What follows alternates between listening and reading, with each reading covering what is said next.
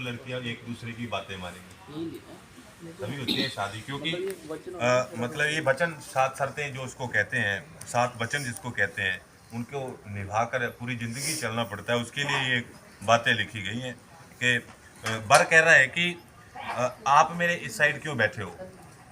मतलब जब किसी की पत्नी पूजा करने बैठती है तो हमेशा आपकी जगह बैठेगी, तो आप इनकी जगह और ये आपकी जगह बैठे हुए हैं। इसका अर्थ क्या है, क्यों बैठे हुए हैं?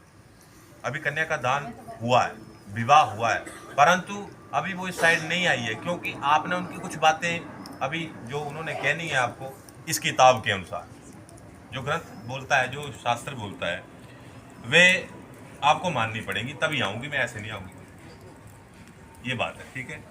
तो अब यहाँ पर ये बात बताई जा रही है कि हम जीवन में 3 बातों के ऋणी होते हैं। जैसे मतलब देवताओं के ऋणी।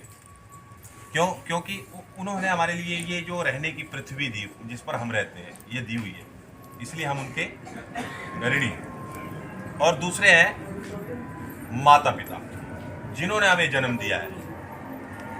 और तीसरे जो हैं, जो हमारे गुरुजन ऋषि, जो विद्वान थे, जिन्होंने ग्रंथों की रचना की, वो भी हमारे ऋणी है, क्योंकि उन्होंने हमें नॉलेज दी, ज्ञान दिया, जिसके अनुसार हमारा जीवन चलता है। तो यही बात आपको यहाँ बताई जा रही है। तो इन तीनों को कभी हम ऋण नहीं चुका सकते, परंतु इनका हम मान कर सकते, जान सकते हैं इनको। इसलिए कन्या क्या कह रही है कि आपके घर में मतलब मैं जब जाऊं तो पहली बात तो ये है कि घर में जो जितनी भी मतलब आपके घर की चीज़ें हैं, चाहे खाने की हैं, चाहे पहनने की है, चाहे ओढ़ने की है, वे सब मेरे को पता होनी चाहिए कि कहाँ रखी हुई। अगर नहीं पता होगी तो मैं कैसे काम करूँगी, ये कहने का मतलब मेरे से छुपा के रखनी है पहले, मतलब ये मतलब उसका। और दूसरी बात है कि आप मतलब घर से बाहर मतलब काम करने जाते हैं, जो आपको उसका मतलब पैसा मिलता है, उन इसके बाद जो है उसका आधा हिस्सा वह पत्नी को देना।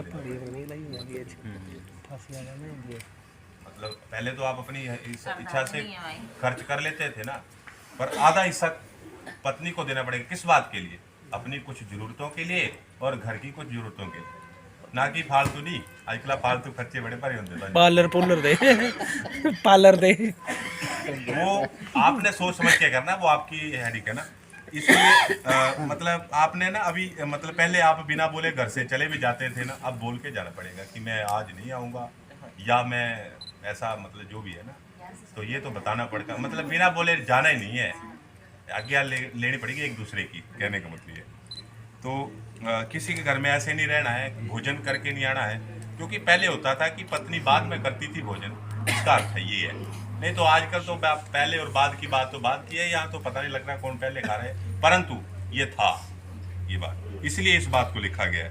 इसलिए अगर ये बात आप अगर मानते हैं तो मैं आपके मतलब इस वाम भाग में बैठूं, मानेंगे? तो आपने ओम शब्द का उच्चारण करना है कि आप हरि ओम, मैं इस बात को मानूंगा। अब दूसरी बात जो है, इसमें लिखा है कि मैं घर का सारा काम करूंगी, क्योंकि मेरा घर है, मैं करूंगी काम। और जैसे मेरे को बोलेंगे मैं वैसे रहूंगी, क्योंकि मेरा घर है, जैसे मेरे को रखेंगे मैं रहूंगी। सबसे बोलूंगी अच्छा, और जो बड़े लोग हैं उनका मैं आदर सत्कार भी करूँ। परंतु ये स्मरण रहे कि मतलब अगर मैं सबका ख्याल रखूंगी, सबका ध्यान रखूंगी, तो मेरा ध्यान कौन रखेगा? आप खुद बताइए। हाँ, ये आपने मतलब ऐसे ही करना है ना, मतलब जो पूरी तैयारी है। हाँ मतलब ये चीजें जो है आपको मतलब अपने जीवन में बना कर, ऐसे तो बहुत बड़ी बड़ी बातें लिखी होती हैं किताबों में, परंतु आपकी अंडरस्टैंडिंग जो होगी वो सबसे ज्यादा होगी बातों के अनुसार, है ना। वो चीज आपने अपने जीवन में रखी है, ठीक है।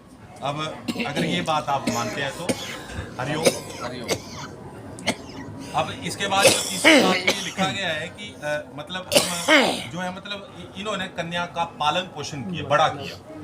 जब कन्या काम करने योग्य हो गई तो इन्होंने कन्या का दान आपको कर दिया, मतलब उनका घर का काम करने की योग्य हो गई। ये तो मतलब ये बात जो है उनको दुख की बात है, इसलिए उनको ये दुख भी है कि मतलब वो दूसरे घर जाएगी तो मतलब दूसरे घर जाएगी तो काम अच्छा कर पाएगी या नहीं कर पाएगी, परेशानी तो नहीं होगी, इस बात का भी दुख होता है क्योंकि दूसरे घर में भेजना आसान नहीं है ना।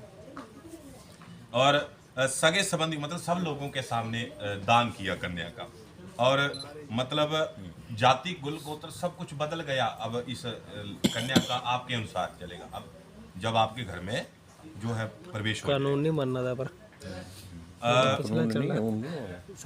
इसलिए ये कहते हैं कि आपने देखा होगा ना कि आपने बड़े बुजुर्गों लोगों को देखा है, वो 3 बार पैर जो इसलिए स्पर्श करते हैं क्योंकि एक स्त्री के हाथ में 3 कुलों की लाज होती है, मामा और माता पिता और सास ससुर, ये तीनों कुलों की लाज एक स्त्री के हाथ में होती है, इसलिए वो ज्यादातर 3 बार पैर स्पर्श करती है, ये कहती है वो पैरों को स्पर्श करते हुए, इसलिए इसका मान एक कन्या के हाथ में होता है।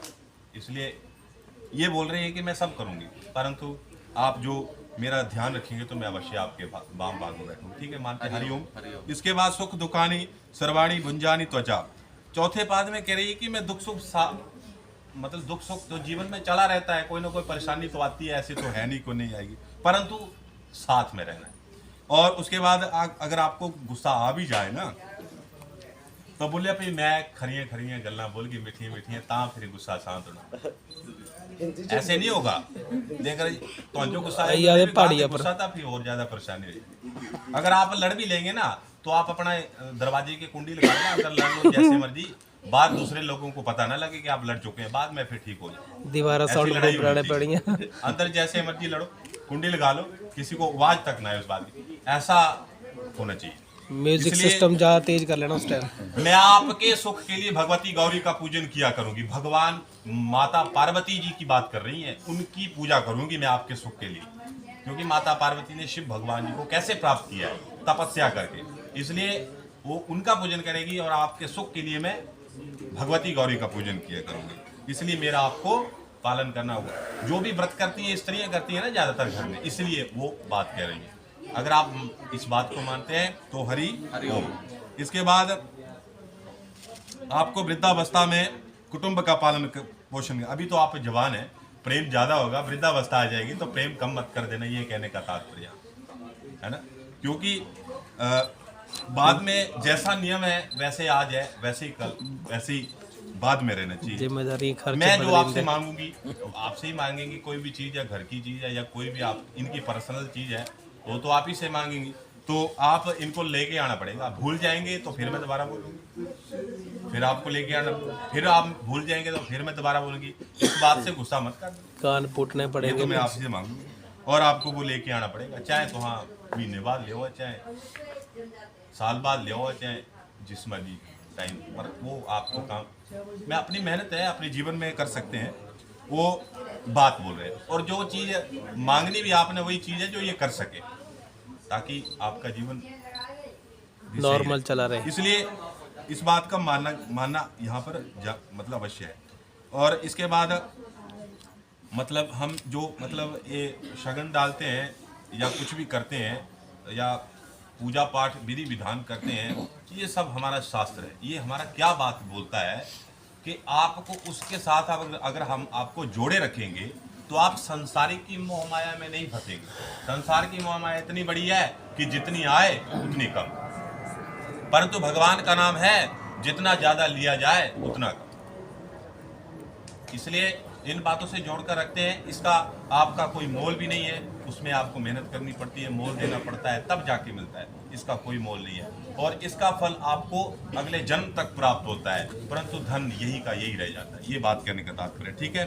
अगर आप ऐसा है तो इस बात को मानते हैं तो हरिओम करके इस बात को ही मानते हैं। फिर इसके बाद संपूर्ण संबंधी आपके दास बन गए हैं। अब जैसे ये सब लोग बैठे हुए हैं, हमारे लिए ही बैठे हुए हैं और हमारी सेवा कर रहे हैं, और कभी ये ना कहना कि तेरे संबंधियों ने मुझे क्या दिया, मतलब जिन्होंने कन्या का दान कर दिया उन्होंने सब चीज का दान कर दिया, ये कहने का तात्पर्य।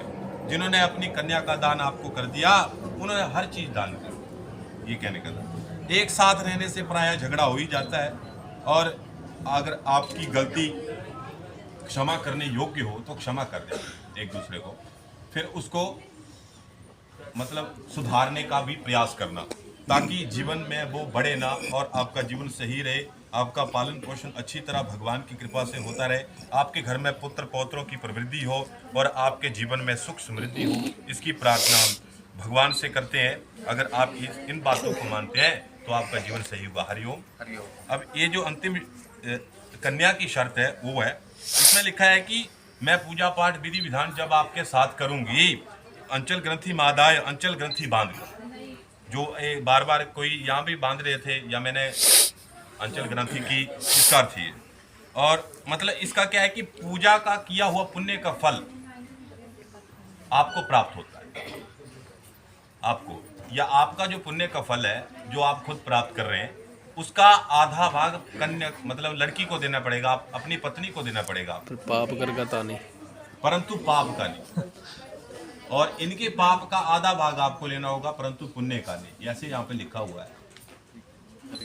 ये बहुत मतलब तो सुन लो भाई, कठिन शर्त है। सुन ले पहले। कहने का मतलब जो बात हमें समझ नहीं आती है वही बात ये है। और आपने शादी करनी है तो अब ये बात तो मान पड़ेगी आपको। मैंने लास्ट में आगे किया फेरे में, इसका अर्थ भी वही है। अगर कोई दुख आए, अगर कोई कष्ट आए, अगर कोई स्त्री को आप पत्नी की आप परेशान करे, तो आप आगे खड़े हो जाएंगे उस बात के लिए, क्योंकि आप पुरुष हैं, आप संभाल सकते हैं उस बात को। इसलिए पाप का भाग आपको इनका अधिकार करना पड़ेगा, आपको आगे खड़े होना पड़ेगा। इस परिक्रमा का भी यही अर्थ, इस फेरे का भी यही अर्थ है। इसलिए अगर आप ये बात मानते हैं और जीवन में इनके दुख के आगे खड़े हो जाएंगे, तो पत्नी आपको कह रही है पहले कि मैं आपके सुख के लिए भगवती गौरी का पूजन किया करूँगी। ठीक है जी, अगर ये आप बात मानते हैं तो हरिओम बोल। अब ऐसा है कि एक कहावत है, 100 सुनार की और एक लोहार की। इसका अर्थ है कि आपने तो सारी बातें मान ली, अब आपकी बात नहीं है इनके लिए। ऐसा नहीं है कि आपको नहीं मौका दिया जाएगा। यहाँ पे ये शर्तें जो है, इनके साइन तो कोर्ट में भी होते हैं कि आप ये मानते हैं या नहीं मानते हैं, इसके ऊपर एप्लीकेशन के हिसाब से होते हैं। तो ये बातें वहाँ पर भी होती है, अगर कल को आप परेशान तो नहीं करोगे या ऐसी वैसी बातें लिखी होती है, यही बात वहाँ पर है। आपने वहाँ पे जाके सच बोलना है। पहली बात है, सच बोलना तो बहुत बड़ा परेशानी करता है, परंतु वो बोलना है, ये यहाँ पे लिखा है। पर बोल नहीं पाते हैं हम लोग। मैं अपनी बात कर रहा हूँ, आपको तो मैं बात की जो सब आप समझो, मैं अपनी बात कर रहा हूँ। मैं भी कभी सच नहीं बोल पाता, ऐसा जीवन हो गया आजकल का, पाप का कर्म ज़्यादा बढ़ गया। क्यों हम झूठ बोल देते हैं किसी बात के ऊपर? नहीं जी मैंने की थी यार, ऐसा बोल देते हैं ना, हमने नहीं किया। तो ये बात, और आपने मतलब अच्छा बोलना है सबके साथ, अच्छा तो बोल सकते हैं। और दूसरी बात है, गुस्सा छोड़ देना है। अब आप इनके बड़े लोग घर के काम के लिए बोलेंगे तो वो करना पड़ेगा आपको। और जब आपके आराम करने का टाइम हो तब आराम भी करना है, और आलस छोड़ देना है। सुबह जल्दी उठने का प्रयास करना है, सूर्य उदय होने से पहले उठना है, ये नियम होता है। सूर्य यही कहता है कि मैं जल्दी से उठ जाता हूँ, तो आप क्यों नहीं उठते? आप तो 9 बजे या 10 बजे जो उठते हैं, तो उसके ऊपर दरिद्र का प्रभाव हो जाता है। तो मेरी इसमें क्या कमजोरी है? आप मेरा स्वागत करो और मैं आपको प्रभावित करूंगा, इसलिए आपको वैसे ही चमक दूंगा जैसे मेरी चमक है। इसलिए ये आपको मानना पड़ेगा, आलस को छोड़ना पड़ेगा, दरिद्र को छोड़ना पड़ेगा, तभी आपका जीवन सही होगा। ये बातें सुनने में बहुत आसान है, परंतु करने में कठिन होती है। प्रयास करना पड़ता है। पहला चरण मतलब पहली पौड़ी चलने के लिए प्रयास करना पड़ता है। सुनने में बहुत आसान होती है ये बातें, अच्छी लगती हैं, परंतु कठिन बहुत होता है। कठिन क्यों? क्योंकि आपने कभी की हो या नहीं की हो, वो बात की बात है।